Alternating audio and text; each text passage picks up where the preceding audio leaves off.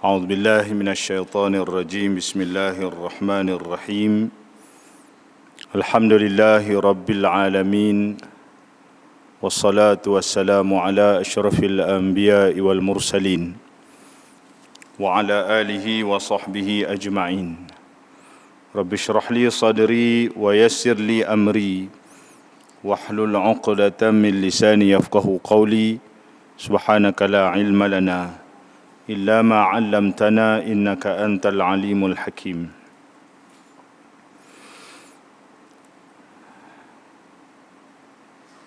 Tuan Imam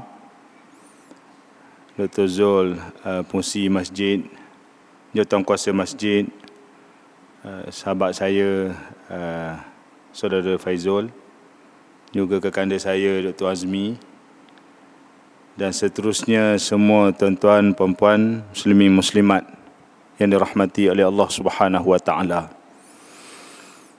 Alhamdulillah, pertamanya sama-sama kita panjatkan kesyukuran kita kepada Allah Subhanahu wa taala. Kita diberi kesempatan pada malam ini untuk sama-sama kita berada di rumah Allah ini, Masjid Jami' Binjai, Kemamang, Terengganu. Terima kasih pihak masjid kerana bagi sedikit ruang kepada saya antara maghrib dengan isyak. Tapi tuan-tuan, cakap bab faraid ni sebenarnya garik dengan isa dak padang. Kena bagi sampai pukul 12. Baru sedap. Sebab malam ni kita nak kupas 5 tajuk. 5 tajuk ni tuan-tuan, 5 kali ceramah dak habis. Faraid, pusaka, harta hibah, harta sepencarian, dan juga wasiat. 5 tajuk tuan-tuan. Tapi insya-Allah setakat ruang masa yang ada, yang tuan-tuan bagi pada saya pada malam ni lah. Kalau terlajak sikit itu minta maaf tuan-tuan. Setakat yang kita mampu, saya cuba kupas sekadar pengenalan lah kepada tajuk kita. Apa itu faraid, apa itu pusaka, apa itu hibah, harta sepencarian, dan juga wasiat. Semua ni tajuk-tajuk besar sebenarnya dalam ilmu ini. Tuan-tuan muslimin muslimat yang dirahmati oleh Allah Subhanahu wa taala. Topik kita pada malam ni, saya tak pastilah Masjid Jami' Binjai ni pernah bincang ataupun tidak. Dah pernah ke fungsi?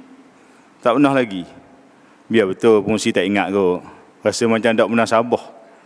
Topik faraid ni tak ada orang cakap. Rasa macam tak percaya tuan-tuan. Itu yang kena bagi sampai pukul 12 malam tu. Tuan-tuan, topik yang sebenarnya hakikatnya jarang dibincang. Kalau ada pun mungkin setuh sikit-sikit lah. Kalau orang ngajar tafsir, dia sampai masa ayat 7 surah An-Nisa, dan ayat-ayat seterusnya itu ayat-ayat faraid. Semungkin dibincang. Tapi tuan-tuan, bila sebut tentang faraid ini, ia sebenarnya satu bidang ilmu yang sangat luas, yang sangat berkait rapat dengan setiap orang sebenarnya. Walaupun ada sebahagian daripada kita menganggap faraid ini ilmu lepas mati. Selalu dianggap gitulah. Faraid ini ilmu lepas mati. Maknanya kalau sebut ilmu lepas mati tak boleh ngaji dah tuan-tuan. Betul tak? Lepas mati nak ngaji lagu mana? Nak kat jari seputung pun tak gerak dah. Lepas tak nak letak telinga, nak dengar sebagainya tak gerak dah tuan-tuan. Lepas mati. Jadi makna kata kalau anggap faraid ni ilmu lepas mati, maknanya tak ada orang nak ngaji dah lah. Tak ada orang nak ngaji sebab masih hidup. Sebab dia kata ilmu ni ilmu lepas mati. Lepas mati tak ada orang nak dengar dah, tak mampu tuan-tuan. Jadi lama kelamaan, bila duk anggap lagu tu, maka lama kelamaan ilmu ni dia makin jauh. Akhirnya orang jadi tak minat. Bila orang jadi tak minat tuan-tuan, dia mari macam-macam salah faham. Dia kata tak payah faraid. Payah kena kira-kira. Tak payah faraid lah.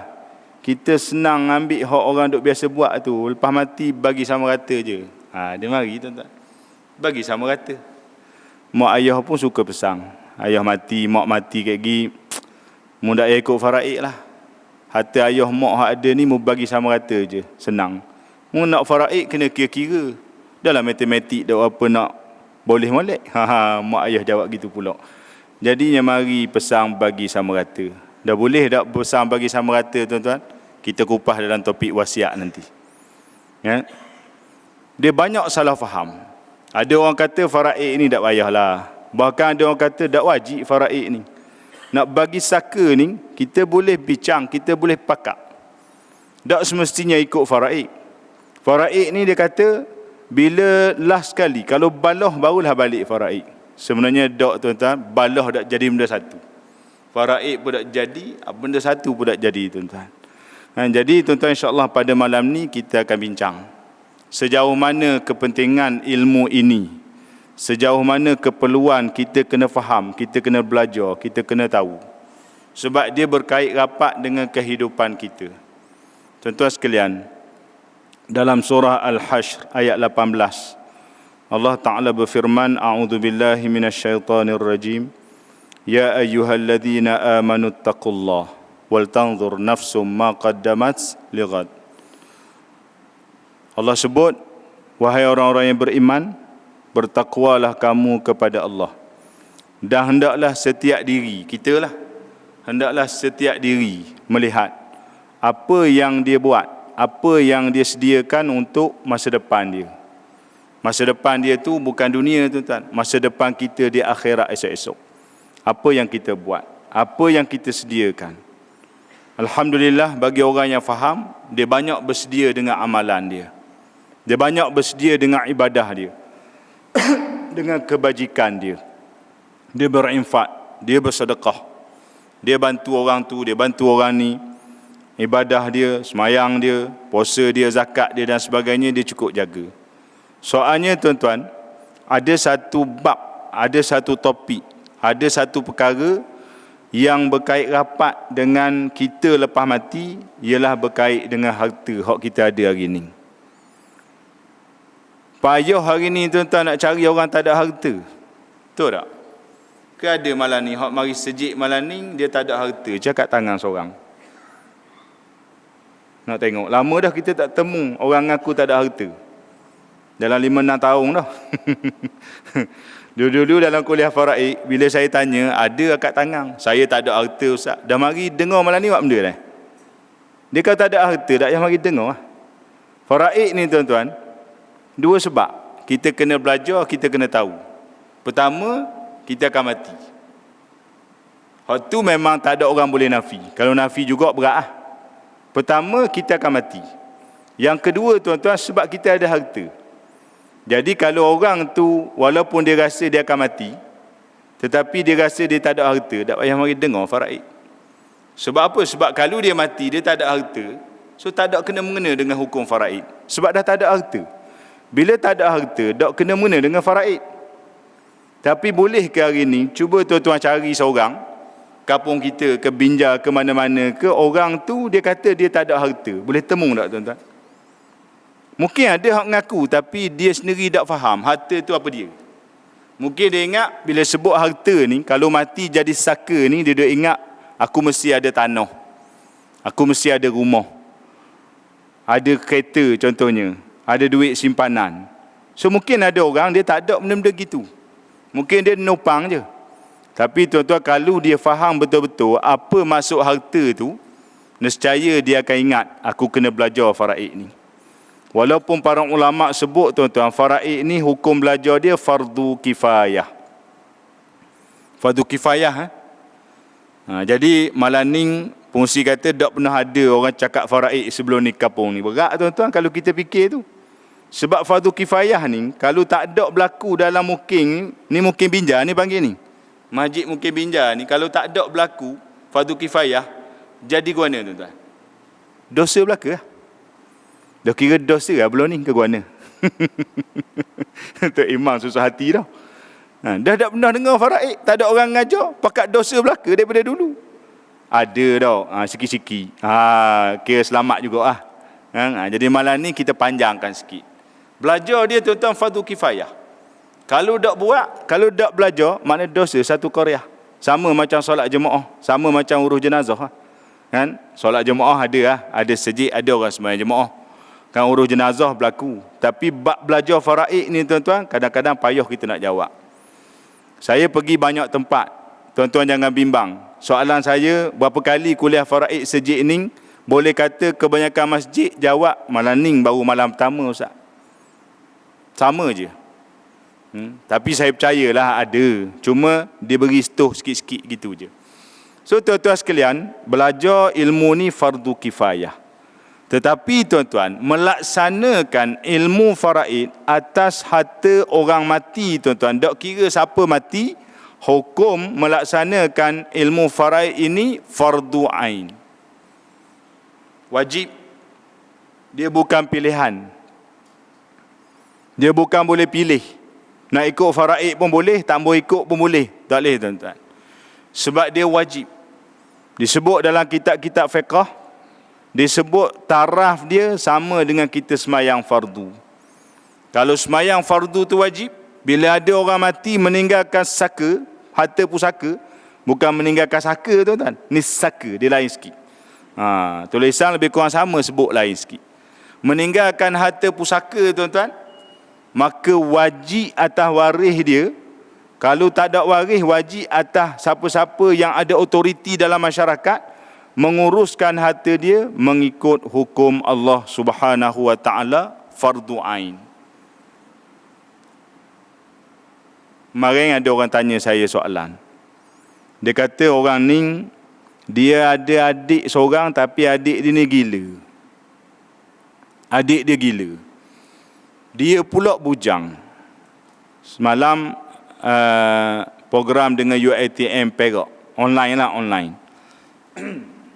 Soalan yang ditanya secara online, orang ni, dia bujang, dia tak ada waris lain. Mak ayah dia pun tak ada dah. Lelaki. Dia ada adik seorang, lelaki juga, tapi adik dia tu gila. Dan dia ada harta. Ditanya, kalau dia mati, ada Ustaz. Tak apa. Kalau dia mati, harta dia tu siapa dapat? Adik dia hok gila tu lah dapat. Dia tak semestinya kena normal tuan-tuan, boleh makan saka. Gila pun dia berhak. Cumanya sebab dia gila, mungkin dia tak erti. Jadi siapa hak nak kena urus saka dia? Saka dia kalau dia mati. Nak harap adik dia tu memang tak boleh dah tuan-tuan. Tak boleh hukum dia dah. Gila tuan-tuan. Jadi siapa hak patut bertanggungjawab? So sinilah tuan-tuan ada peranan ketua masyarakat. Ada peranan pimpinan masyarakat tuan-tuan. Kalau tak cara, kalau lock gitu tuan-tuan, boleh sakit. Sebab boleh jadi harta dia tu boleh jadi jatuh ke tangan orang lain. Tak aniaya hak gila tadi. Sedangkan dia waris mutlak. Dalam hukum faraid, dia dapat semua sekali. Asabah bin nafsi. Solid 100% tuan-tuan. Sebab dia lelaki. Cuma, dia tak erti mengurus. Dia tak erti nak uruskan harta dia tu. Sebab dia tidak mukallaf, maka kena ada orang yang akan uruskan. Jadi, orang yang kena uruskan tu siapa dia? Sudah tentu dalam masyarakat, kita mengharapkan pimpinan masyarakat bertindak untuk bantu. Jadi, tuan-tuan, ilmu ni sebenarnya, jangan kata kalangan waris-waris je kena belajar. Pimpinan masyarakat pun kena cukup tahu. Tua kapung, tok ngulu dan sebagainya kena masuk dengan ilmu faraid. Sebab saya percaya dalam kapung kita ni, mana-mana kapung, macam-macam isu boleh berlaku. Macam-macam perkara boleh berlaku tuan-tuan. Itu pentingnya belajar. Jadi saya nak khabar tuan-tuan, sebelum kita pergi lebih lanjut, esok kita buat satu bengkel. Anjuran daripada DU, Dakwah Unlimited, saya tak sebut tadi. Kuliah kita pada malam ni pun diselaraskan, diuruskan oleh sahabat saya daripada Dakwah Unlimited, Dr. Azmi dan juga Saudara Faizul ini. Terima kasih banyak-banyak. Dan esok insya-Allah tuan-tuan di pejabat DU di Cukai Kemamang kita ni, saya buat satu lagi bengkel ilmu faraid. Jadi kalau ada hak minat nak belajar lebih mendalam. Makna mendalam ni kita ngaji siapa kena waris daripada atas sampai ke bawah. Daripada atas sampai ngesu. Kiri, kanan, depan, belakang, atas, bawah kita kena.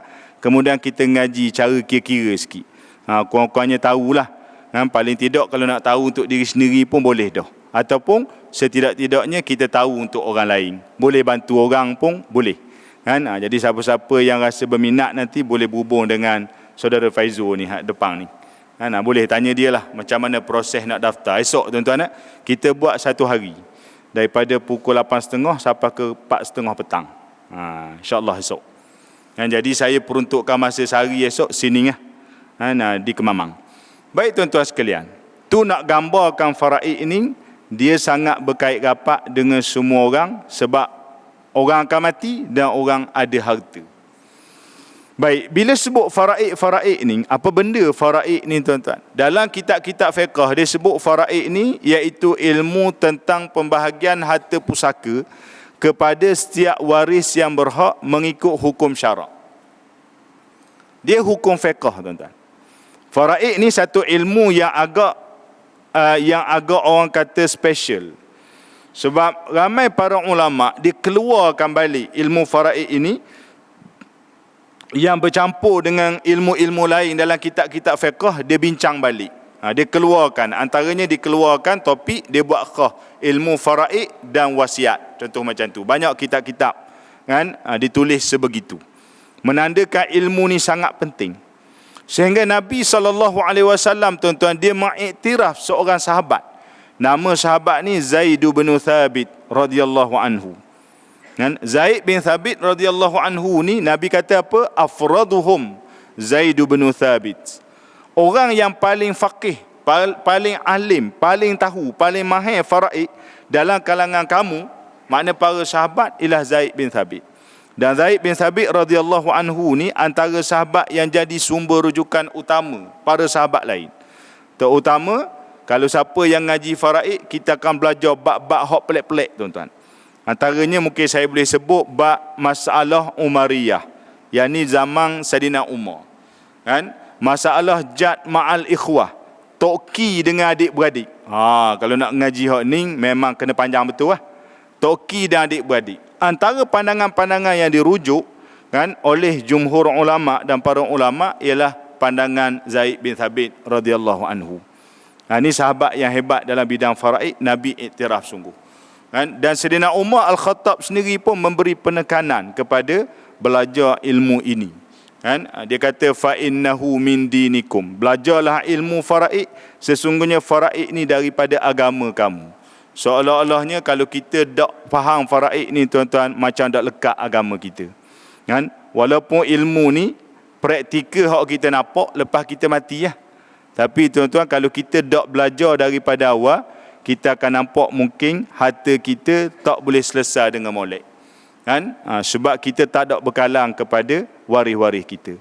Sebab tu balik kepada ayat tadi, salah satu bekalan yang sangat berkait rapat dengan kematian kita akan datang tuan-tuan, ialah kita belajar macam mana pengurusan harta kita lepas kita mati.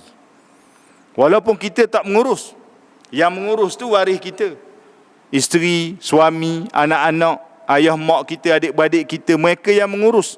Tetapi tuan-tuan, pengurusan itu mesti bermula daripada kita sendiri. Dia mesti bermula daripada kita sendiri. Jadi faraid ni tuan-tuan disebut ilmu tentang pembahagian harta pusaka kepada setiap waris yang berhak mengikut hukum syarak. Saya kembangkan sikit tuan-tuan takrif ni. Saya kembangkan sikit, saya ada menulis satu buku lah. Ni buku panduan ringkas ilmu faraid. Buku ni pun saya bawa malam ni tuan-tuan, kalau siapa-siapa yang berminat, buku ringkas sebagai panduan ringkas. Saya masukkan dalam takrif ni perkataan bersih. Faraid ialah ilmu tentang pembahagian harta pusaka bersih. Kenapa nak dikaitkan dengan bersih ni tuan-tuan? Biasa tuan-tuan sekalian, orang kalau dia nampak faraid ni, dia ingat hak semata-mata. Hak mereka. Bila mati je ayah, anak tanya hak. Mana hak aku? Mana hak anak lelaki? Mana hak anak puang? Mati mak gitu juga.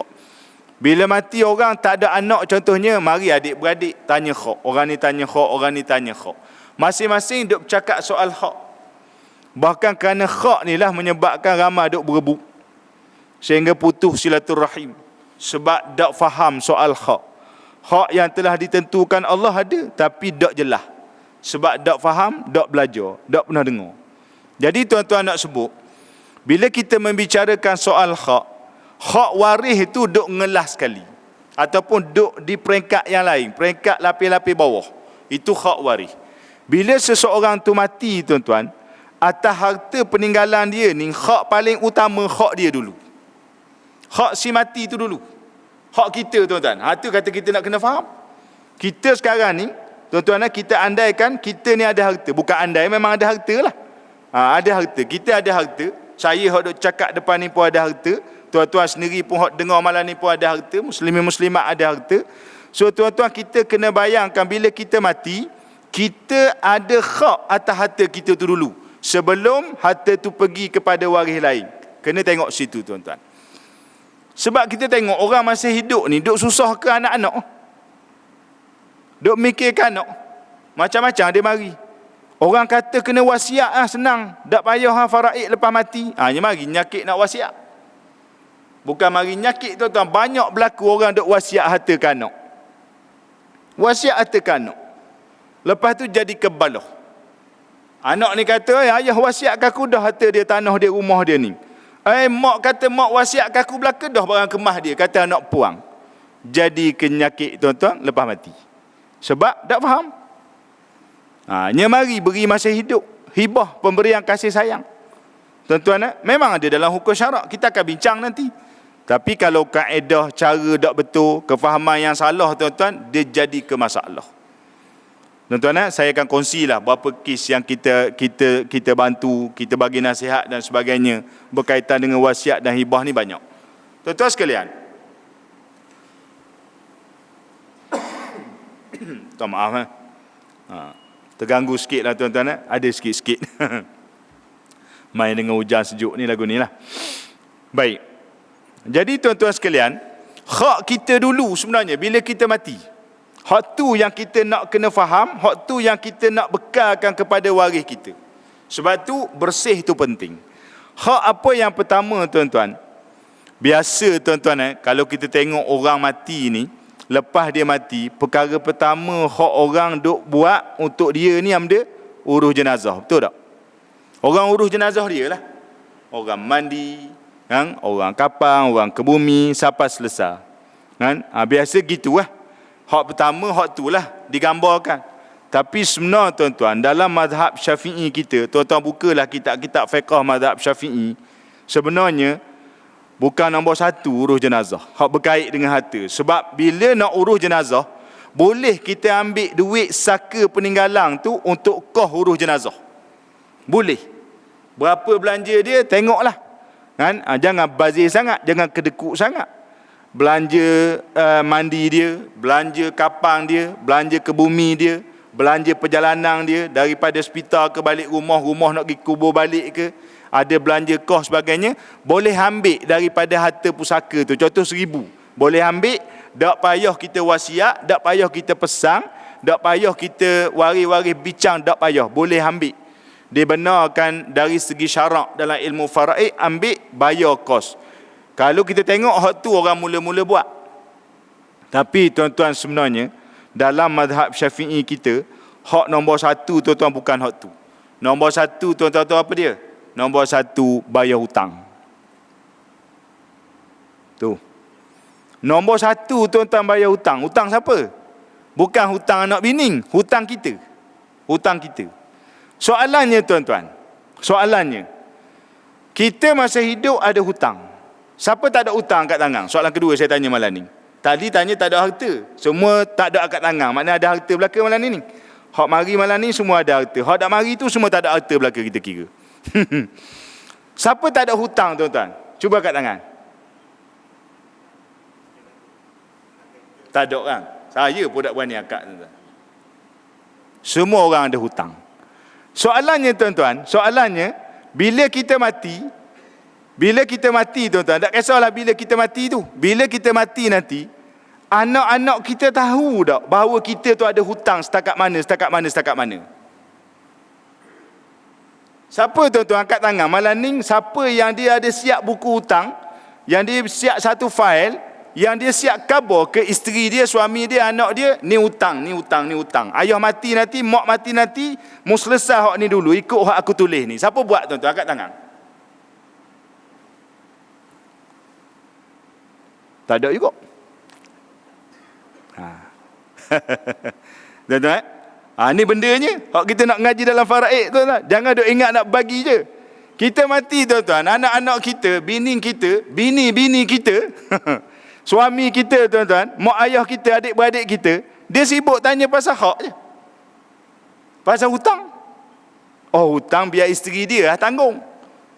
Hutang dia hala ke bini kita. Hak bahagian hak dia nak tuan-tuan.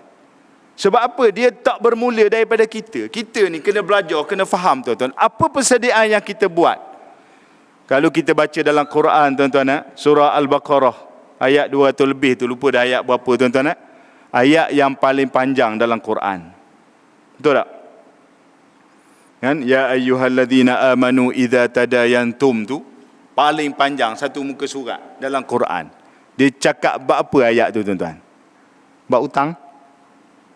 Jadi tuan-tuan, saya nak kait ni, bila sebut bab faraid, jangan duk nampak soal hak waris.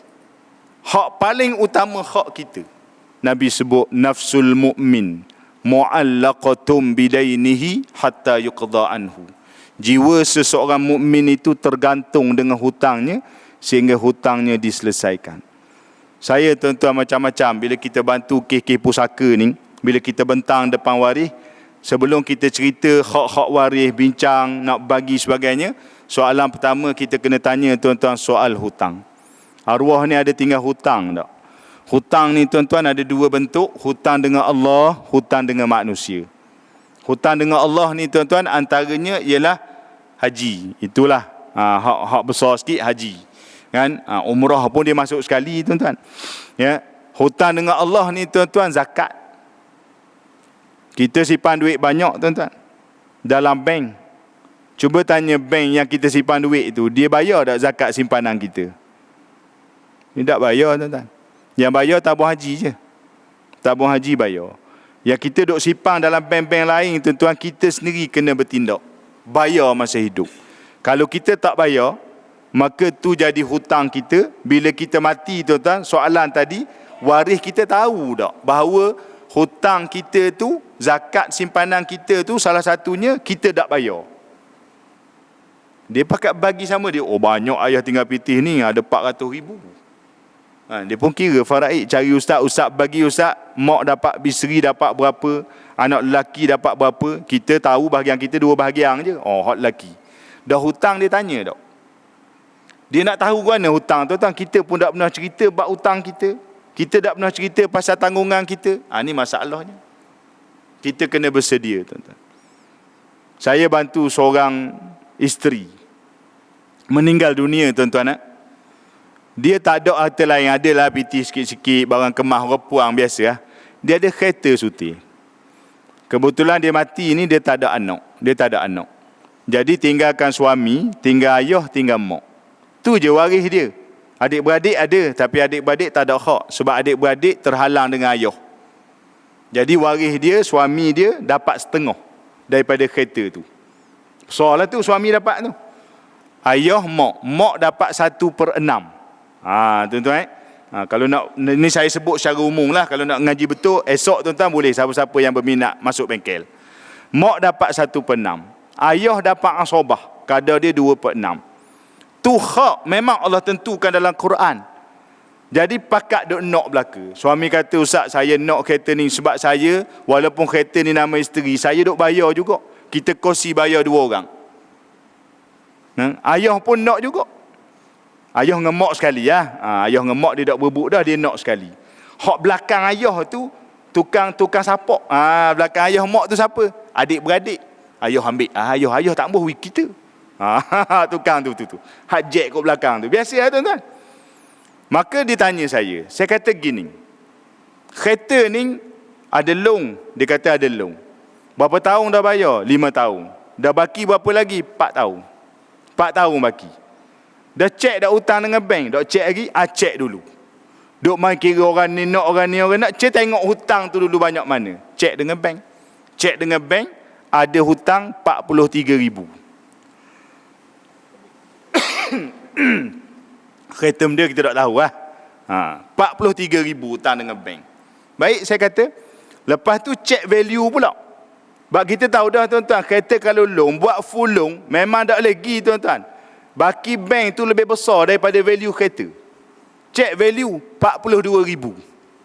Mana kalau dia nak jual kereta tu, kalau ada orang beli, tu harga masa tu 42, 1,000 tak cukup tuan-tuan nak bayar hutang. Dah duk nak kereta tu apa benda cerita tuan-tuan. Duk nak hak tu. Suami nak, ayah nak, mak nak, hak adik-beradik tukang jolok belakang. Tu hutang tu. Baik, saya kata tu. Dah nak bagi kereta lagu mana tuan-tuan? Nak bagi faraid di mana? Hutang lebih 1,000. Baik. Lepas tu proses pula tuan-tuan. Kereta ni tuan-tuan, dia bukan boleh terima gitu je. Dia kena proses. So proses kita kena tahu sistem pengurusan pusaka. Kalau orang mati, tak ada tanah, tak ada rumah tuan-tuan, ada kereta sebutir, lepas tu ada hutang pula, kena urus dengan Amanah Raya Berhad, ARB. Urus dengan Amanah Raya.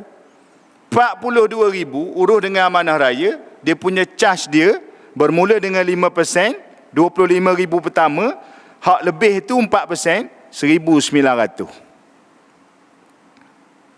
Dah 1,900, siapa nak bayar? Siapa nak bayar 1,900?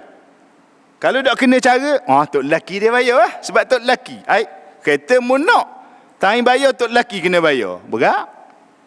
1,900 capur 1,000 hutang, 2,900. So tuan-tuan, ni isu dia. Biar kita nampak tuan-tuan di sini.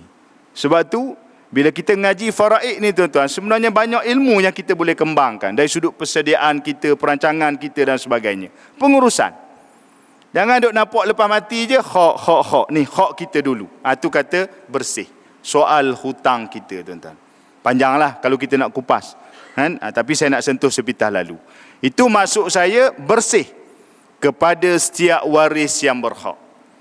Bila ngaji bab faraid, salah satu daripada sebab kita belajar faraid ni tuan-tuan, kita nak kenal waris kita. Siapa waris kita sekarang? Jangan tunggu kita mati tuan-tuan. Kalau tunggu kita mati, kita nak cara dah bab waris kita. Hak cara waris kita tu nak kena cari waris pula. Saya ni tuan-tuan, kita duduk khidmat bantu pusaka ni lebih daripada 15 tahun. Daripada pengalaman saya kerja kerajaan sampai ke berhenti, 4 tahun dah saya berhenti untuk fokus kepada dakwah dan khidmat bantu pengurusan pusaka ni. Kita jumpa tuan-tuan banyak kes orang mati waris tak sempurna ataupun waris tak jumpa cari. Ada satu kes tuan-tuan, peneroka Felda. Saya sangat dekat dengan Felda sebab pertama saya anak peneroka Felda Keteh 2 Terengganu. Saya anak peneroka Felda Keteh 2 Paka. Yang kedua sebab saya ni trainer pewarisan tanah Felda tuan-tuan. Kita bersama dengan pengurus staf Felda, pihak Felda bagi training, kursus tentang pewarisan. Berat tuan-tuan cerita dalam Felda. Beratus, 300 lebih tanah Felda seluruh Malaysia tuan-tuan. Bukan satu isu yang mudah. Kemamang pun ada Felda kan. Jadi tuan-tuan, nak ceritanya peneroka ni mati, dia ada isteri je seorang. Dia tak ada anak. Hanya ada isteri. Dalam hukum faraid, si mati meninggalkan isteri dan dia tidak ada anak, isteri dia dapat 1/4 daripada harta yang dia ada. Dah kalau Felda ni tuan-tuan, tiap-tiap bulan keluar sokmo duit daripada hasil. Learning kau sedap. Setang 1,000 lebih. Sampai ada peneroka 10,000 sebulan pun tuan-tuan. Learning. Hak learning sedap tengah orang berbuk ni. Tuan-tuan bayang kalau keluar 10,000, 1/4 daripada 10,000 tu untuk bulan tu, 2,500 je hak isteri. Kalau isteri ambil belaka tuan-tuan, dia makan haram 7,500 lagi. Na'udzubillah. Tuan-tuan, kita kena clear soal itu. Dan ini berlaku tuan-tuan. Kita bagi nasihat, saya kata nak selesaikan kes ni, nak buat urusan pusaka memang akan sangkut. Tapi hasil keluar semua. Bulan ni keluar, bulan depan keluar, akan datang keluar.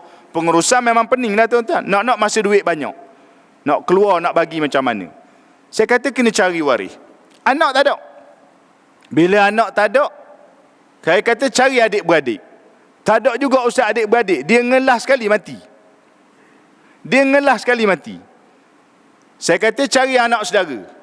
Ni dia punya kaedah dia tuan. Dia flow dia satu-satu. Anak saudara tak ada ustaz. Sebab hak naknya anak saudara lelaki daripada adik-beradik lelaki. Adik-beradik dia semua puan belaka. Dia seorang je lelaki. Tak ada anak saudara. Dah cari pak saudara. Lagilah payah tuan-tuan. Dia mati umur 70 lebih nak cari pak saudara. Mana adik-beradik ayah dia? Oh, tak ada. Last kali saya kata cari sepupu. Oh, boleh jadi adalah sepupu. Mana sepupu? Kampung dia, pergi cari. Saya kata suruh pengurus, saya beritahu kepada pengurus. Dah sebab tak ada siapa dah ni. Isteri tolong bantu. Kan? Saya nampak hikmahnya tuan-tuan. Bila kita belajar faraid, kita percaya tuan-tuan, dalam mana-mana masyarakat akan ada individu-individu yang sebegini. Yang sebegini tuan-tuan. Yang dia tahu. Tapi dia kena belajar lah. Kalau dia tak ngaji, dia tahu, tak tahu tuan-tuan. Dia tak ngaji faraid, dia tahu benda satu. Dia kira, mati aku nanti, dah bini ada, bah ke dia, boleh ke dia. Dia kata, tak boleh tuan-tuan. Dia dapat 1/4 je. Rumah dia 1/4 isteri. Kereta dia 1/4 isteri. Motor dia 1/4 isteri. Pitih dia 1/4 isteri. Semua harta yang dia ada tu 1/4 je untuk isteri dia. Lebih isteri dia tak boleh ambil tuan-tuan. Itu hukum. Sebab tu saya selalu ulang, saya selalu sebut tuan-tuan. Bila kita belajar faraid ni, salah satu hikmah yang kita nampak tuan-tuan, Allah nak ajar kita supaya kita ni kenal balik waris kita. Hubung balik silaturrahim dengan waris-waris kita hak jauh. Hak mungkin sebelum ni baloh sikit-sikit baik semula. Hak mungkin sebelum ni putus lama dah. Ngajuk sikit, lari daripada kampung, pindah duk jauh, duk berhubung dah dengan adik-beradik ke saudara-saudara di kampung, cari balik tuan-tuan. Learning lah tuan-tuan sebelum mati. Kalau dah mati tuan-tuan, nak harap anak kita tu cari. Orang learning tuan-tuan ada nak kenal waris. Orang dulu sungguh tak, raya-raya ajak anak-anak, jom kita balik kampung, cari pak saudara, cari sepupu, 2 pupu, 3 pupu, 5, 6 pupu pun kenal lagi tuan-tuan dulu. Learning tak ada tuan-tuan. Ni ya, raya learning. TV tak laku dah learning. Kan? Dunia berubah tuan-tuan. Tapi kita kena ambil ibrah lah. Kena ambil pengajaran. Sebab dia beri kesan yang besar. Kesan dia tuan-tuan, kalau waris kita tu tak cara bab pengurusan, boleh jadi mereka makan haram. Kita nak ke tuan-tuan? Saya rasa tak ada orang nak. Itu antara hikmah kita kena belajar. Jadi, kenal waris. Kan? Dia punya step. Setiap orang, dia mungkin ada struktur faraid yang berbeza. Dan ingat tuan-tuan, struktur ni dia tak tetap. Dia akan berubah dari semasa ke semasa. Bila berlaku kematian dalam keluarga, maka dia akan berubah tuan-tuan. Tu. Kemudian tuan-tuan, faraid juga mengajar kita tahu kaedah kira-kira. Tak apalah bagi orang yang minat, dia mungkin nak belajar sikit-sikit, tak apa. Tapi sebenarnya tidaklah terlalu kita tekankan sangat soal kira-kira ni. Kan? Tapi kalau bab faraid, dia memang tak boleh lari daripada kira-kira. Kan? Dia ada pecahan-pecahan dia. Kalau kita mohon CJ faraid, dia keluar dia punya jumlah-jumlah dia tu. Kadang-kadang kita tengok angka tu pun kita pening dah. Kalau kita tengok geran tanah tuan-tuan, geran tanah tu, kalau masa nama seorang dalam geran, memang dia tulis satu persatu. Cuba tengok kalau geran tanah tu nama 50 orang. Kalau seorang, satu persatu. Kalau 2 orang, boleh jadi 1/2. Kalau tanya 50 orang, tuan-tuan bayang. Kan? Saya ada satu kes tanah pusaka tuan-tuan di Terengganu kita ni. Tanah suku Eka ada 50 nama. Tanah suku Eka, tapak rumah suku Eka ni, kalau orang learning, dia nak ke dia seorang je. Kalau kampung paling-paling komang pun 3-4 buah rumah. Tu kes pek dah tu. 50 nama dalam geran tuan-tuan. Paling kecil bacaan tu, dia punya bacaan pecahan dia tu 35/23,000. Boleh bayang? Tu sikit tuan-tuan. Saya pernah jumpa geran tanah tuan-tuan, pembawah dia bacaan dia trilion. Bukan juta ni, bukan bilion, trilion. Kita bilang nombor tu banyak kali. Siapa tak reti nak sebut dia punya angka dia tu. Punyanya besar. Waris memang ratus dalam tu. Sebab apa dia jadi gitu? Orang kata ni faraid memang sebenarnya dia mari kot tu. Dia mari kot tu sebab bila pemilik mungkin seorang mati turun. Sebab orang kita ni dia kira-kira dia, oh ayah mati ada tanah, jom kita pergi buat terekah. Kata anu dia panggil terekah kan. Masa cara terekah tu dah mana? Kita nak faraid kan hukum Allah. Pandai pula dia jawab hukum Allah tentang itu. Pasal hak. Masuk nama. Mati pula seorang lagi, masuk nama. Mati masuk. Tu yang jadi berpuluh-puluh. 35/23 ribu tuan-tuan. Luah dia tuan-tuan tahu luah mana? Kan? Saya buat anggaran luah 1.8 meter persegi. Agak luah mana agak? Lebih kurang luas jadah lah panjang ataupun kain plekak kita tu. Lebih kurang gitulah. Jadi tuan-tuan agak-agak kalau luas jadah kita ni, cuba kita baring atas jadah. Lepas tak kaki dengan kepala? Tak lepas tak? Tak lepas. Makna tak lepas? Hak tuang punya tanah bahagian tu 1.8 meter persegi tu, tanah dia terima tu nak buat kubur dia sendiri pun tak lepas. Dia terima. Dalam geran tu ada nama dia. Kalau dia tak faham faraid dalam konteks yang lebih luas tuan-tuan, dia mati nanti, anak dia pergi terekah pula. Oh ayah ada geran tanah.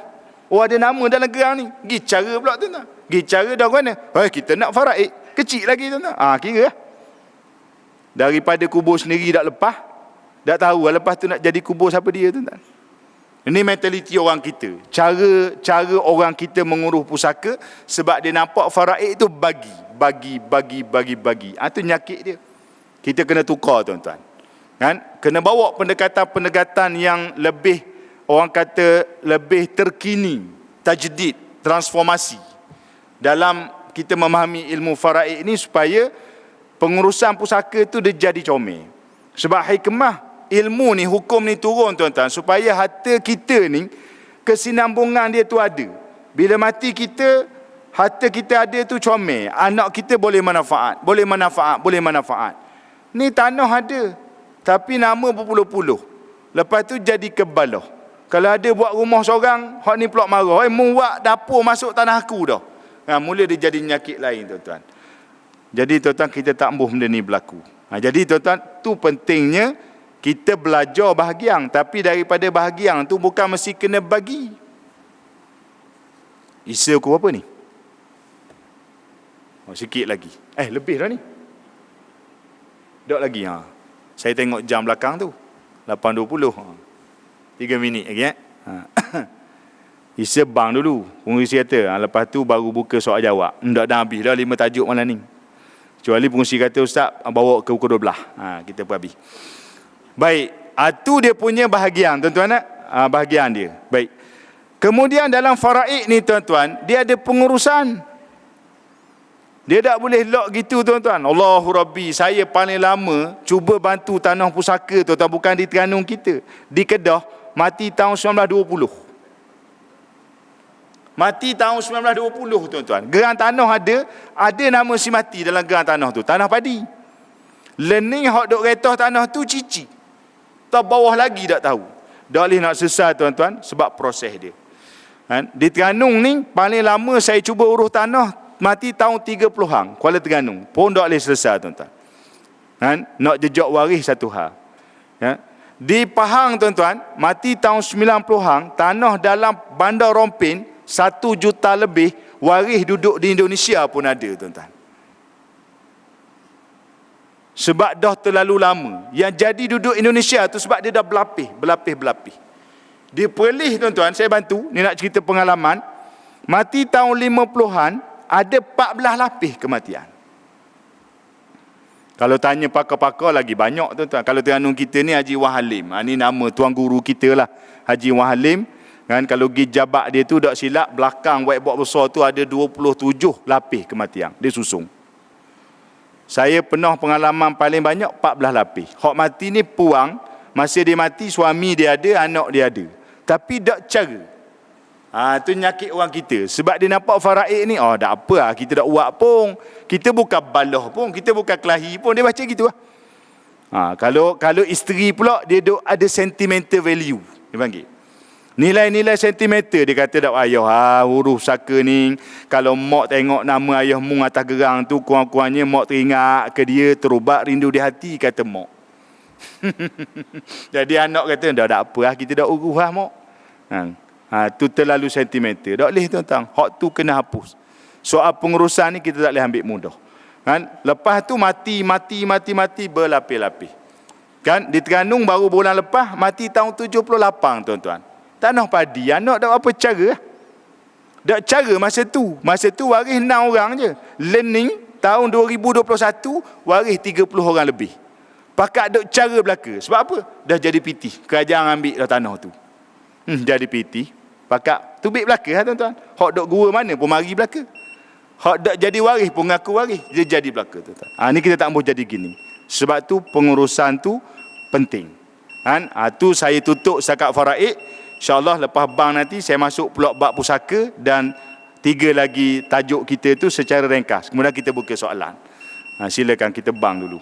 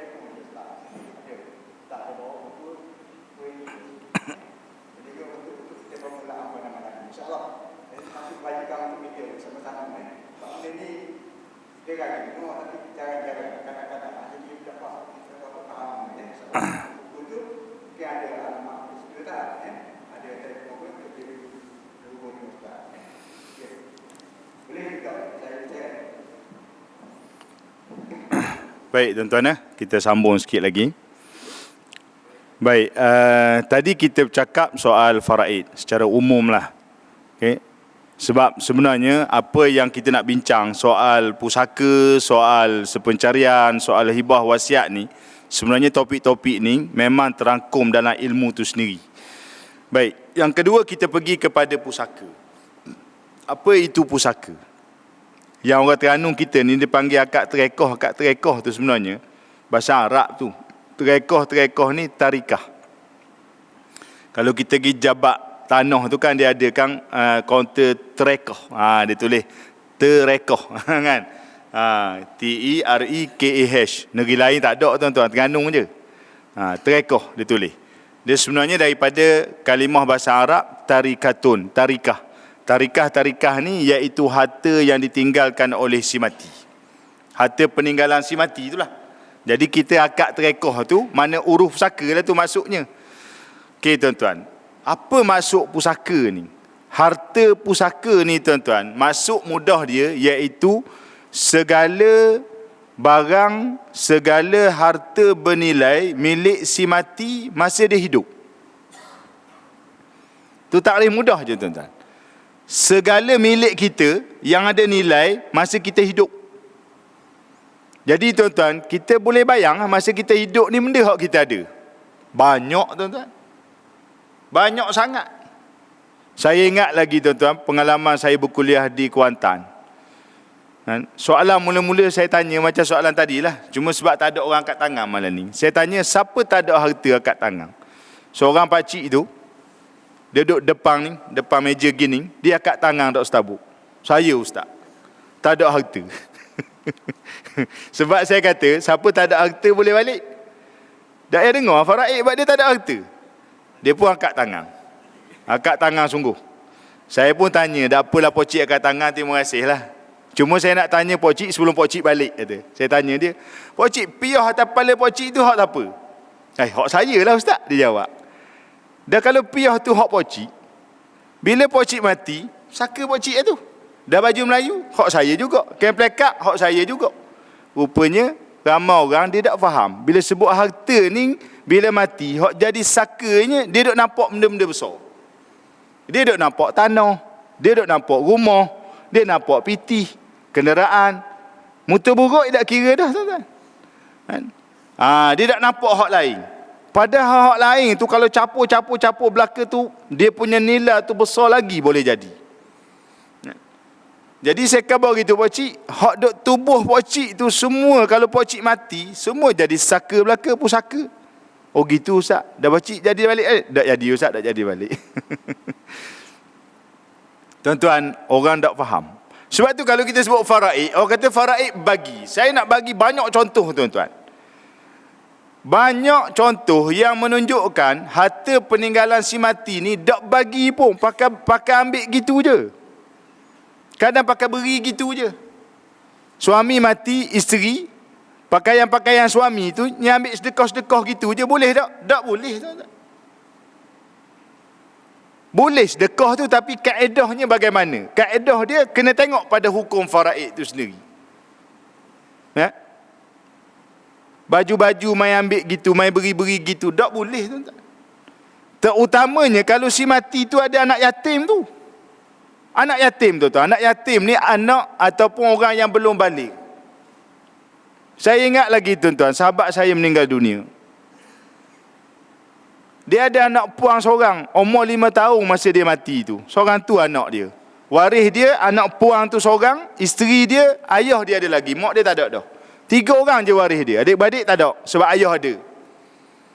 Anak puang tu 1/2 bahagian dia tuan-tuan. Anak puang seorang separuh. Isteri dia 1/8, kita panggil kepala mayat. Hak ayah dia tu baki, kita panggil asobah. Satu ketika, dah berapa minggu selepas suami meninggal ni, isteri dia tanya saya. Dia kata, ustaz, ni mujur dia tanya sebab dia kenal kita. Dia kata, ustaz, ada kawan arwah ni, mari ziarah, mari nawak. Dia tanya, dah mula-mula orang tak berani tanya tuan-tuan. Kalau tanya mungkin tak sesuai lah. Tapi mungkin dah berbulan-bulan ke mari tanya. Dia kata, Ada tak baju-baju arwah kau nak beri-beri hadiah ke kita? Ada kawan baik, mari minta.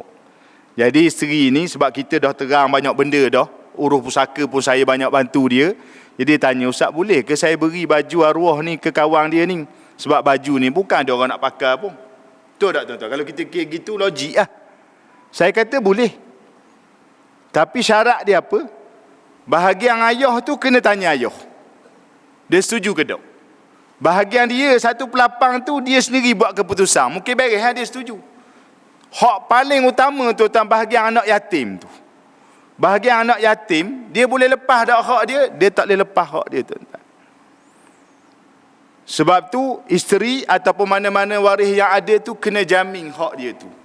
Ataupun lagi bagus, orang yang datang minta ni buat satu kira-kira yang munasabah atas nilai baju hak dia minta tu, bayar kepada anak yatim nanti tuan-tuan. Tu kaedah dia tuan-tuan. Ni dak boleh baju selah dia bawa jugalah. Sedar tak sedar tuan-tuan, baju hak kita pakai tu walaupun kita rasa seronoknya baju ni hadiah daripada kawan baik kita pakai pergi situ, pergi mana, semayang ke sebagainya, boleh pula jubah pula hak mati tu pula ustaz tu imam, lagi sedap. Oh pakai jubah, bini dia kata Allah sukanya tengok kawan tu pakai jubah hari-hari, pakai jubah arwah suami dia. Tak sedar hak jubah dia pakai tu dalam tu ada hak anak yatim tu tuan-tuan. Tapi settle guana hak anak yatim tu. Bukan tak boleh beri tuan-tuan, dia ada kaedah dia. Sebab tu Allah Rabbi tuan-tuan, Allah sebut dalam Quran ayat yang ke-10 tuan-tuan, Allah berfirman, innal ladzina ya'kuluna amwalal yatama zulman innama ya'kuluna fi butunihim nara wa sayaslawna sa'ira. Sesungguhnya orang yang makan harta anak yatim secara zalim, dia masukkan api, bara api dalam perut dia, dan dia akan diazab dalam api neraka tuan-tuan, azab yang sangat pedih. So siapa yang makan harta anak yatim ni boleh jadi siapa-siapa saja tuan-tuan. Kan? Mak dia sendiri boleh jadi makan harta dia. Mak dia sendiri tuan-tuan boleh jadi makan harta anak yatim. Ayah dia sendiri boleh jadi makan. Kalau dia buat ambil mudah soal harta anak yatim dia, isteri dia mati, suami ada bahagian suami, anak tu ada bahagian anak. Ayah kata dah aku ayah, dia guna sewenang-wenangnya, dia berikan anak tu sebab anak dia ke gitu. Hak anak tu bagaimana tuan-tuan? Kan? Begitulah tuan-tuan, kaedah-kaedah yang menyebut kan kena faham betul-betul hukum hakam faraid pusaka ni supaya tak berlaku makan harta secara batil. Tuan-tuan, contoh paling mudah. Saya selalu sebut tuan-tuan. Kadang-kadang kita kata bab makan saka orang ni, makan harta orang ni, kita tengok waris je. Tuan-tuan percaya tak tuan-tuan? Boleh jadi kita tuan-tuan. Tuan-tuan, boleh jadi kita. Di mana tuan-tuan? Bila berlaku kematian, apa benda biasa lepas selesai jenazah, lepas ke bumi, benda biasa orang buat dulu sekali? Tahlil. Orang buat tahlil. Oh, dengar je tahlil, laju. Sebab apa tuan-tuan? Sebab apa laju ke tahlil tu? Bab makan. Betul tak? Kalau tak ada makan sekali. Kan? Mari Tok Imam, ustaz betul lah, ustaz kuliah ramai orang sejik, mari jemput moh kita arwah baru mati petang tadi. Marilah Tok Imam, marilah. Bukan Tok Imam sinilah, Tok Imam tempat lain. Mari ratik siap apa semua. Lepas tu congok duk tunggu. Dah benda lagi tu Omah kata. Kan? Terima kasih banyak kan? Mari malam esok mari pula. Tok Imam tanya dah mana makan? Kita tak berani buat makan. Kita takut makan harta anak yatim. Waris-waris arwah ni kita tak bincang lagi bab saka dia. Barang-barang dalam rumah ni saka dia belaka ni. Kan? Duit-duit dia belaka ni. Kita tak ada benda. Tok Imam kata gitu pula. Tak ada makan ni. Tak ada lah. Tak apa malam esok mu tahlil sendiri. Aku tak mari dah. So tuan-tuan, nak ceritanya kenduri arwah ni tuan-tuan, walaupun kita kata dia lah isu perbincangan panjang, kita tak mau kupas lah soal itu, tapi saya nak sentuh sikit je tuan-tuan. Kalau guna harta pusaka waris tanpa persetujuan waris, apatah lagi dalam tu ada harta anak yatim tuan-tuan, yang guna tu hukumnya haram tuan-tuan. Dah kita hak makan ni, Tak berani dah ni. Tuan-tuan, sebab tu pendidikan tarbiyah kena khabar. Benda nampak kecil, tapi dia mempengaruhi, dia memberi kesan besar kepada masyarakat. Tu je nak khabar bab saka. Jadi tuan-tuan, senang cerita, benda hak kita ada ni semua jadi saka belaka tuan-tuan. Kan? Kalau nak senara memang banyak. Baik. Yang ke seterusnya, bab sepencarian. Hak ni memang banyak orang sebut. Boleh lagi fungsi fungsi kata 20 minit tadi, saya memang tak sedap tuan-tuan. Mari dah lah tembur jauh tadi. Daripada Bera, hujan lebat pula tu. Kan? 160 tembur tadi tuan-tuan. Biar bagi masa sikit lagi. Boleh nampak orang pun, nampak macam ada apa nak gerak tu. Boleh lagi tuan-tuan? Boleh? Boleh tak apa. Sedap alik kita kalau gitu. Tuan-tuan sekalian, sepencarian. Orang duk sebut-sebut sangat cariang. Bila mati je cariang, mati je cariang. Tuan-tuan, senang je. Belek dalam Quran ada tak dalil sepencarian? Tak ada. Cari dalam hadis Nabi sepencarian? Tak ada. Buka kitab-kitab fiqh tuan-tuan bab sepencarian? Tak ada. Habis yang orang duk sebut-sebut tu sebab sebut dalam keadaan tak faham. Tuan-tuan, memang sepencarian ada dalam undang-undang syariah kita. Tetapi dia tertakluk kepada bidang kuasa Mahkamah Tinggi Syariah. Dia bukan automatik. Maknanya kalau suami mati, isteri mari ambil selalu separuh. Dia dengar orang kata cari yang ni separuh. Ambil gitu tak boleh tuan-tuan, jatuh haram. Hak dia bahagian faraid 1/8 ataupun 1/4. Sepencarian ni kalau ikut kaedah dia kena mohon di mahkamah syariah. Hakim akan nilai, dia akan tengok apa sumbangan, apa dia punya sokongan yang ada, bukti, kan, saksi yang ada. Barulah mahkamah akan tentukan kadar yang munasabah dengan tuntutan dia. Tu sebenarnya. Okay? Sama juga kalau isteri mati, suami tanya pasal sepencarian, dia tidak ada automatik. Dia duduk bawah bidang kuasa Mahkamah Tinggi Syariah. Sepencarian ni tuan-tuan, kaedah dia, tarikh dia, harta yang dimiliki dalam tempoh kahwin. Kalau seorang suami nikah dengan isteri dia tu, suami beli rumah, beli tanah, beli rumah, beli apa-apa harta, kadang-kadang isteri dia tu sapok juga. Isteri keluar pitih juga contohnya. Kalau nega, isteri keluar modal juga. Tapi bisnes tu atas nama dia. Aset tu atas nama dia. Bila mati suami, dia bukan mati je tuan-tuan. Cariang ni 3 sebab. Sebelah orang lelaki 3 sebab. Mati, cerai, hak yang ketiganya poligami. Kalau suami nikah seorang lagi, isteri ni hak nikah dah 20 tahun lebih, 30 tahun lebih ya, ataupun nikah lama dah dengan tok lelaki ni, pergi mahkamah tutup cariang lalu. Jangan tunggu tok lelaki tu mati.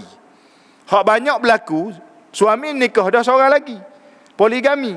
Dak buat benda satu. Lepas tu bila masa suami dia mati, baru duk sibuk. Sebab dia tengok, faraid 1/8 bagi 2 pula tu. Kita nombor 1 30 tahun, hak tu baru nikah 2 tahun, dapat sama banyak. Dia mula tak puas hati, baru dia nak cari-cariang.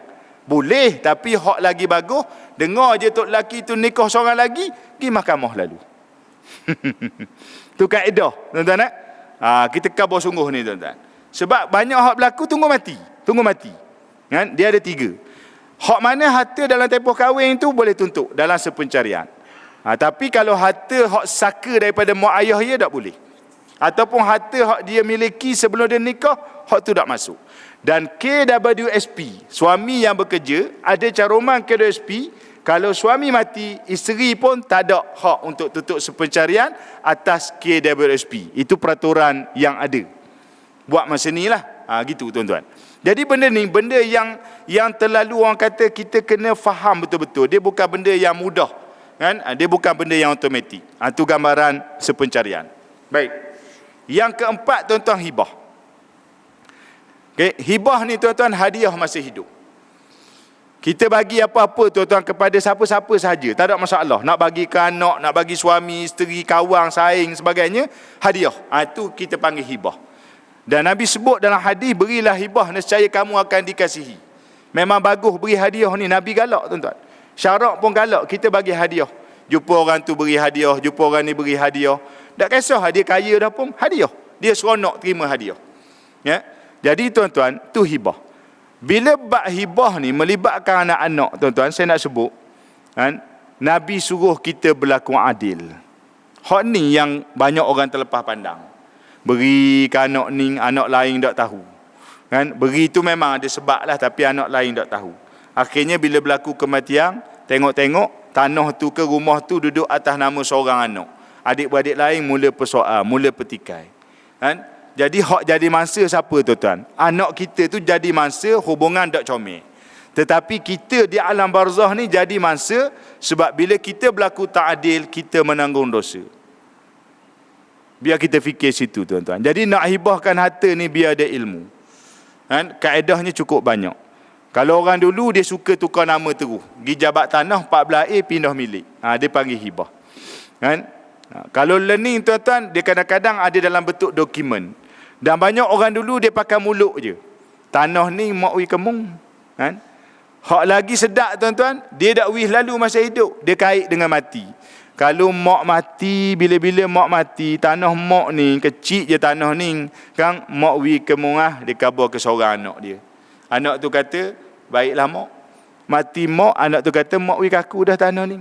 Kan bila? Abang kakak tanya. Adik lah kata hak terima tu. Ada hari tu mak sebut, kalau mak mati, tanah ni mak wi ke kita dah, hak kita dah. Sedangkan dalam gerang tu nama mak lagi. Sebab sebut mulut. Tuan-tuan, kita nak kena faham betul-betul hibah ni tuan-tuan, dia ada rukun. Rukun dia pertama harta. Yang kedua pemberi. Pemberi itu pemilik harta lah. Jangan pergi hibah benda orang lain. Hak orang lain dia pergi hibah. Berat tu. Yang ketiga penerima. Hak tukang terima. Yang keempat, hak ni paling penting tuan-tuan, yang ramai orang terlepas pandang, ijab qabul. Dia panggil akad, ijab qabul. Macam nikah lah. Macam nikah tu. Nikah tu kan dia ada ijab qabul. Hibah ni pun tuan-tuan, dia ada ijab qabul. Ni dok. Ada saya ingat satu soalan daripada seorang perempuan. Dia ni ayah dia mu'allaf. Dia anak puan tunggal. Maka mati ayah dia ni, mak dia tak ada dah. Mak dia ada lagi. Mak dia tu isteri lah. Isteri dapat 1/8. Anak puan dapat 1/2. Dia ni mu'allaf. Ni tuan-tuan banyak isu mu'allaf. Yang bila dia mati, harta dia ada baki tu. Ada waris tapi tak habis. Baki tu pergi ke Baitul Mal. Sebab tuan-tuan dalam hukum faraid, waris terakhir kita Baitul Mal tuan-tuan. Jadi baki tu pergi Baitul Mal. Sebab dia tak ada waris lain. Kalau ada adik-beradik dia pun bukan Islam. Tak boleh terima tuan-tuan. Tu kaedah dia. Jadi nyodahnya pergi situ. Saya ada tanyalah dia, saya kata, ada dah ayah sebut pasal beri tanah dia ke, hibah ke sebagainya? Dia kata ada, ayah sebut ustaz. Dia kata, ayah kata guana? Ayah kata tanah ayah ni, ayah nak pergi kemung. Tanah ayah ni, ayah nak pergi kemung. Kan? Ayah dah ulang tu lah. Ayah sebut dah ayah beri. Ayah sebut nak beri je ustaz. Dah kalau nak beri tak lagi tuan-tuan. Baru menyatakan hasrat. Ini masalah orang kita. Kalau nak beri, sebut terus-terus tanah ni, tunjuk gerang siap-siap. Hak tu paling penting. Ni sebut tanah je, tanah ayah hak situ tu. Gerang tak tunjuk gerang. Kan tukar gerang pula. Ni gerang ni lok sekian, ayah beri kemung. Anak hak terima ni, kan kata baik ayah saya terima. Baru berlaku ijab qabul. Ni nak beri, siapa ke mati, nak beri. Tak jadi beri, susah kita nak ngesah pun payah tuan-tuan. Tu. Ni banyak benda-benda hak kita terlepas. Jadi biar buat dengan betul. Kan? Hak nak tulis tu lagi kemah lagi lah. Tu hibah. Baik, yang terakhir tuan-tuan, yang terakhir. Wasiat. Hak ni lagi banyak tuan-tuan. Saya nak balik kepada ayat hak saya sebut tadi. Mak mati, contoh, tanah ni mak wi kemung. Ayah mati, motosikal ni ayah wi kemung. Yang akan berhenti dah tadi. Tuan-tuan, segala kata-kata yang berkait dengan mati, dia dah jadi hibah. Walaupun ayat dia hibah. Saya pergi jelajah Felda Negeri Kelantan sama dengan Dakwah Unlimited 2 tahun lepas. Kan? Seminggu kita duduk Kelantan tuan-tuan. Jelajah Felda. Kita temung satu dokumen penoka kita ni. Dalam atas tu tajuk dia dokumen hibah. Kita tengok kemah lah. Dokumen comel lah. Kan? Daripada duk sebut-sebut mulut, ada tulis kertas putih dokumen ni lagi kemah. Kalau kata berlaku apa-apa boleh bawa mahkamah, nampak jelas. Bila baca ayat, saya dengan ini, nama sekian-sekian, dengan ini secara ikhlas hati, tanpa dipaksa. Apabila saya meninggal dunia, saya menghibahkan tanah saya ini kepada isteri saya. Tak jadi selalu tuan-tuan. Sebab apa tak jadi? Sebab dia kait apabila saya mati.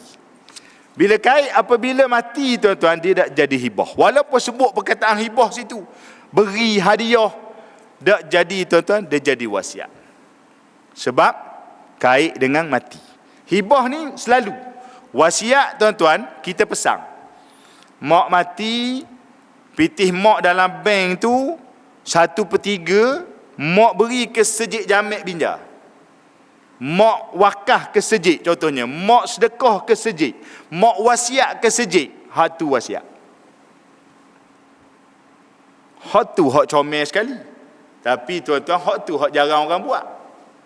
Hak tu tuan-tuan, jariah lepas kita mati. Masa kita hidup ni, kalau kita nak infak, nak jariah, kalau mari masa semayang Jumaat tu, kan, hak banyak dalam tabung tu RM1 ke RM100? Oh, jawab selalu. Kan? RM1 ke RM100? RM1 banyak. RM5, RM10. RM100 tu jarang-jarang, kadang-kadang. Kalau salah bubuh tu tuan, sebulan nyesal. Nak mari sejik minggu depan tu 5-6 kali seluk kocek ni, takut salah piti 100 masuk dalam tu. Punyanya susah hati, tuan-tuan. Dah apalah masih hidup, sebab kita banyak mikir. Mikir tu, mikir ni, anak lah belanja tu, belanja ni. Lepas mati, tuan-tuan, kita nak mikir benda. Sebab tu syarak mengajar kita wasiat.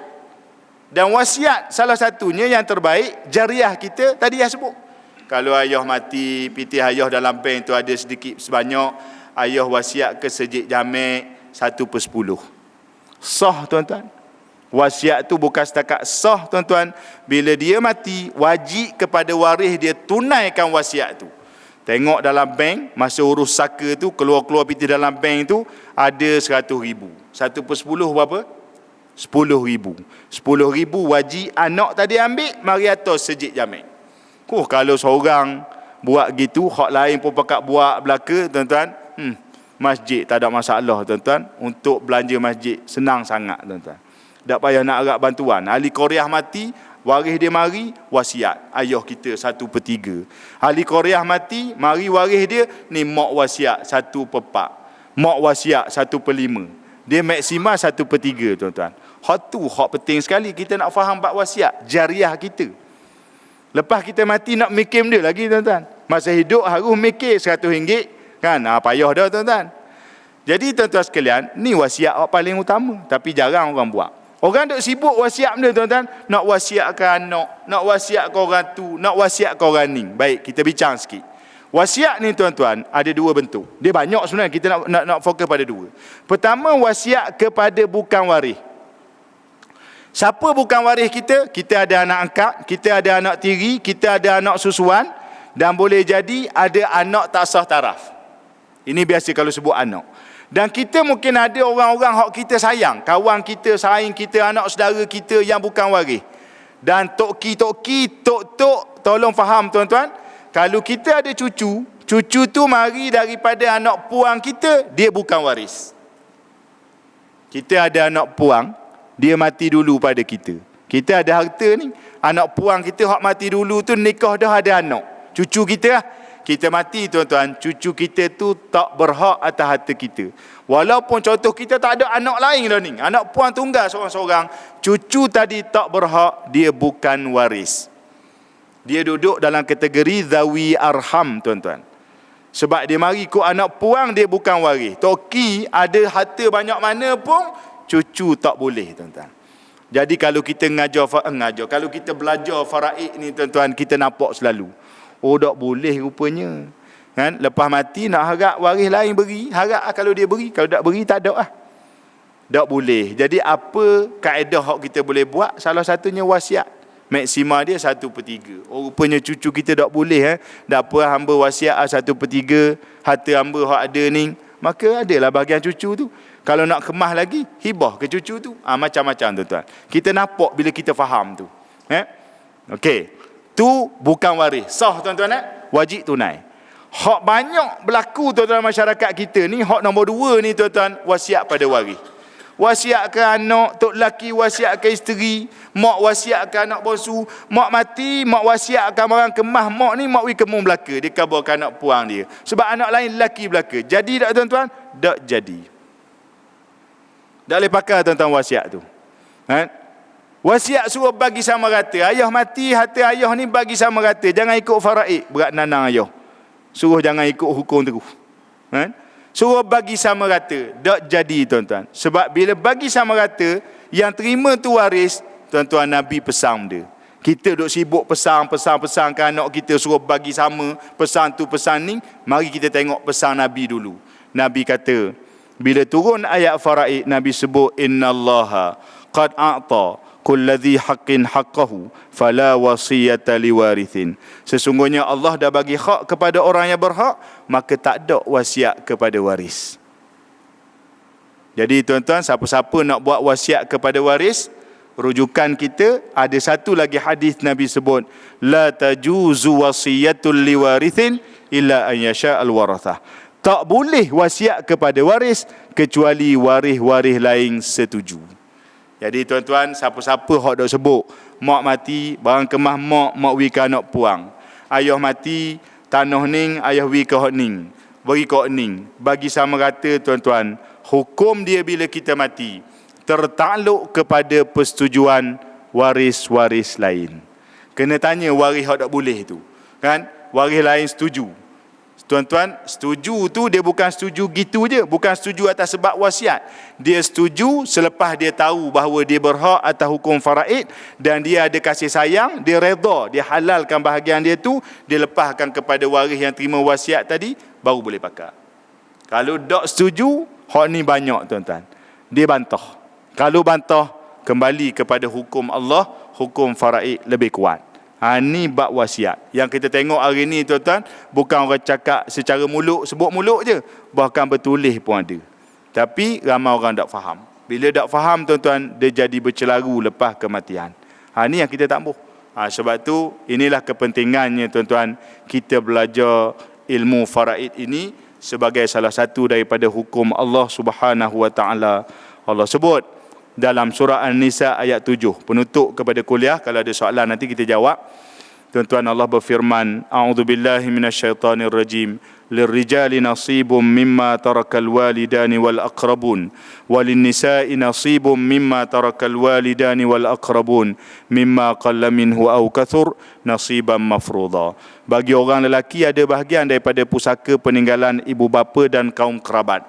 Bagi orang puang pun ada bahagian daripada pusaka peninggalan ibu bapa dan kaum kerabat.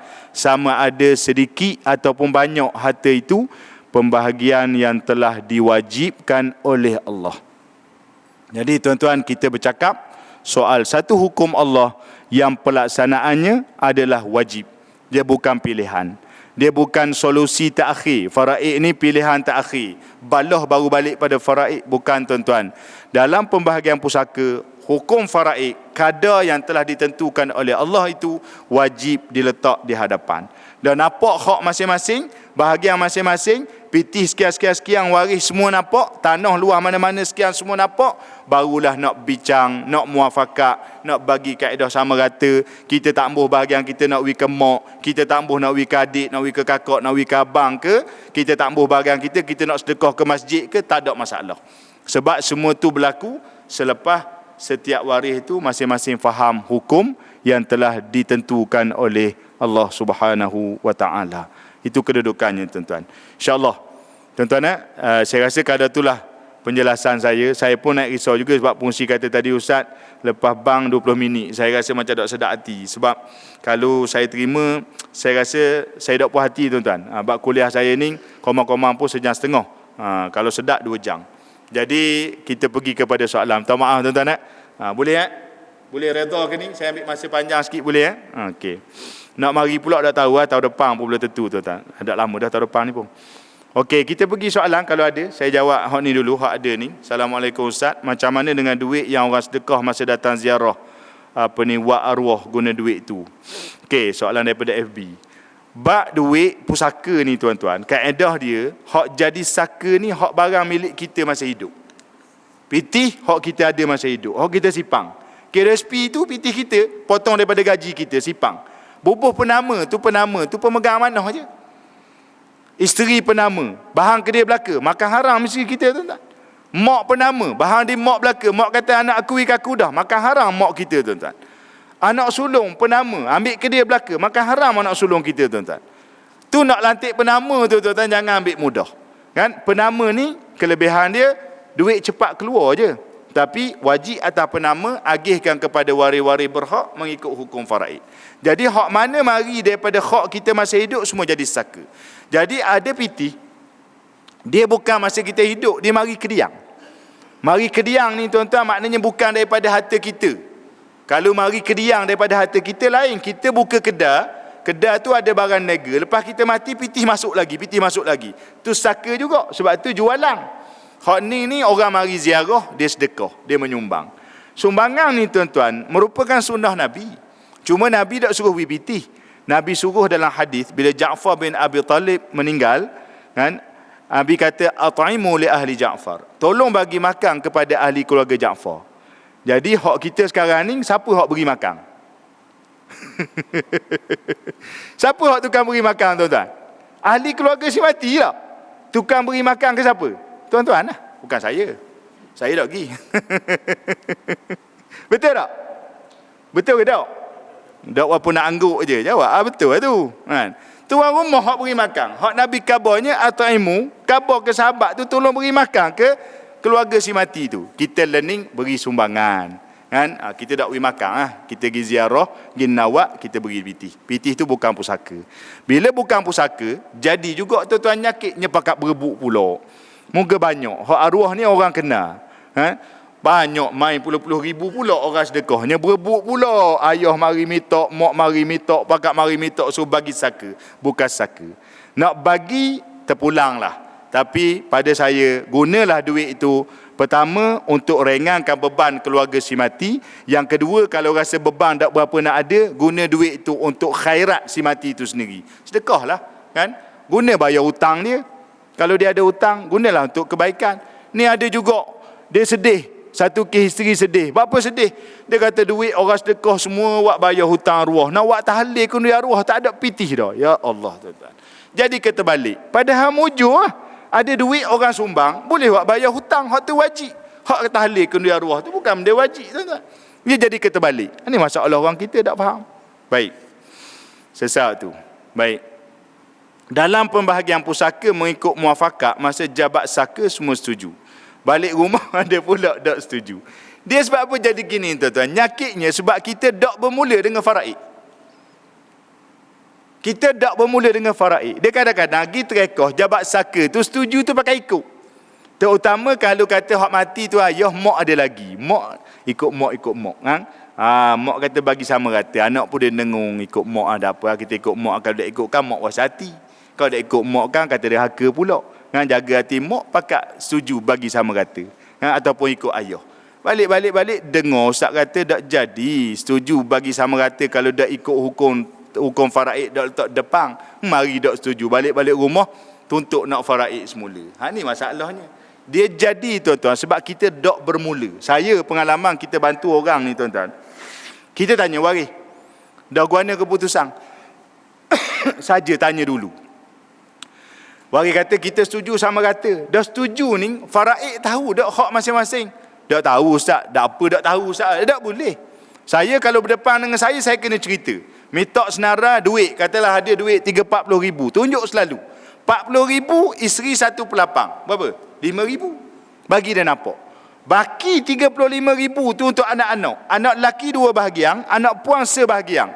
Tunjuk selalu. Oh, lelaki boleh kata 4 ribu, hak puan boleh 2 ribu, bagi nampak. Lepas tu barulah nak bincang, tanya seorang-seorang, dah guana kan? Hak lelaki ni 4 ribu bahagian faraid ni dah guana. Dah apa kita tak ambuh terima semua sekali, kita nak setuju bagi sama rata belakang adik-adik kita. Tak apa lah. Dia kena mula situ. Banyakkan orang tak mula situ, tuan-tuan. Dia tak nampak faraid tu dulu. Dia ikut, kan? Tengok ramai sama rata, dia pun faham sama rata tu. Dia ingat majoriti. Benda ni bukan main majoriti, tuan-tuan. Faraid ni ketetapan Allah atas setiap individu. Dia yang berhak buat keputusan. Kan? Kalau dia tak setuju, orang lain setuju sama rata. Dah awak kan tanya hak orang lain, hak lelaki. Kita tak setuju sama rata, kita nak hak kita 2 bahagian Allah beri kita.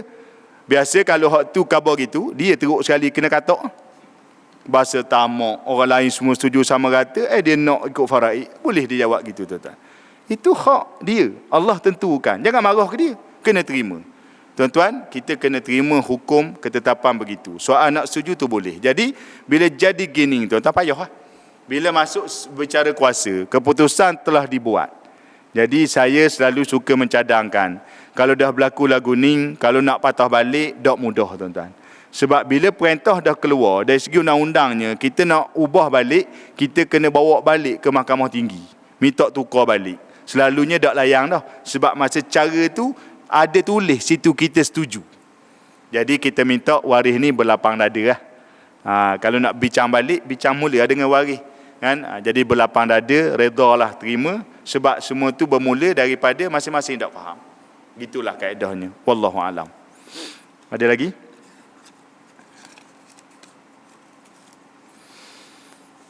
Tak ada rasanya soalan-soalan tu mungkin ada, tapi boleh kata terjawab dalam penjelasan saya tadi lah. Selalu gitulah. Jadi tuan-tuan, kalau ada sebarang persoalan-persoalan lain tu, tuan-tuan boleh direct dengan saya ke ataupun bagaimana, tak kisahlah. Kan? Buku ni ada, di buku tu siap nombor telefon sekali. Kan? Jadi boleh berhubung dan sebagainya.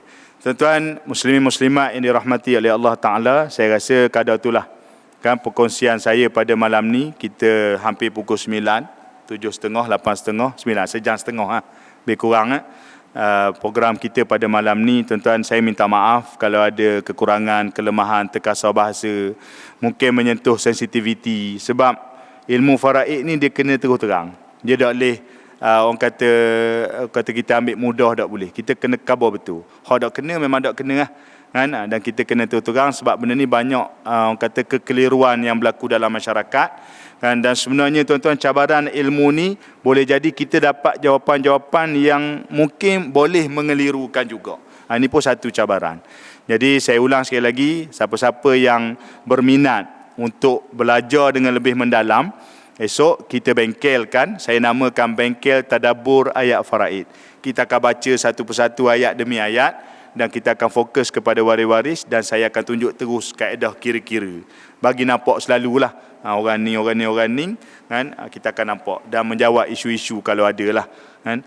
Jadi tuan-tuan, terima kasih kepada pihak Jawatankuasa Masjid Jami' Binjai, semua kepada muslimin muslimat yang hadir pada malam ini, dan tak lupa pada kanda saya Dr. Azmi Faizul dan rakan-rakan daripada Dakwah Unlimited kerana sudi untuk menyelaras ataupun merancang kuliah saya 2 hari. Malam ni di sini, esok saya berbengkel di Cukai dan malam esok di Masjid Lama Bukit Kuang.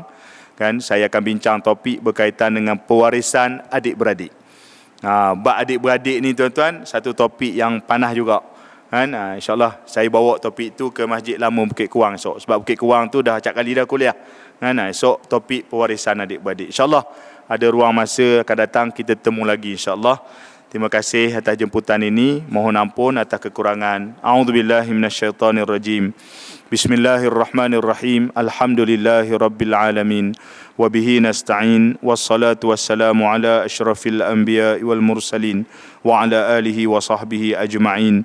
Allahumma anfa'na bima 'allamtana wa 'allimna ma yanfa'una wa zidna 'ilma. Allahumma inna na'udzubika min 'ilmin la yanfa' wa min qalbin la yakhsha' wa min nafsin la tashba' wa min du'a'in la yusma' wa la yustajabu lah. Allahumma inna na'udzubika min al-barasi wal jununi wal judam wa min sayyi'il asqam. Wa sallallahu ala sayyidina Muhammad wa ala alihi wa sahbihi wa sallam. Walhamdulillahi rabbil alamin. Wassalamualaikum warahmatullahi